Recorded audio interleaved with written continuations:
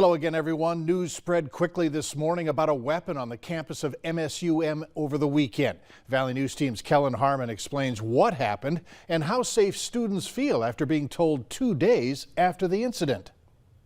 College students in Moorhead woke up to a shock, not from a failed test or missed class, but from an email from MSUM notifying them that a fellow student had brought a weapon on campus grounds sometime over the weekend. The university says the situation was handled and the student is prohibited from entering campus again. While MSUM says details are limited due to the Family Educational Rights and Privacy Act, they say the situation enacted their safety response protocol. But there was a response, and the situation was quickly addressed, and no threat is posed to the campus. Meanwhile, students on campus are surprised that something like this would happen and that they weren't notified the day of the incident. It's scary having something like that on campus, but it's good that they allowed them not back on.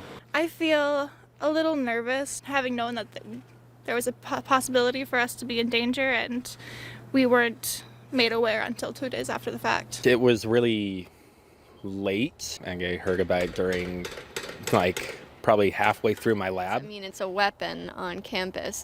That should be very concerning, but everyone kind of just brushed it off like it was, oh yeah, it happened.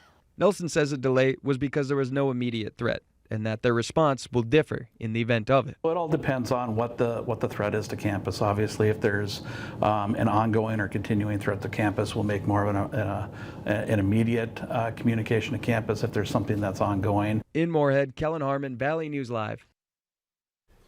Moorhead police say that they have secured the weapon, and while there was no threat or act of violence, they say they are forwarding charges for bringing the weapon on a college campus.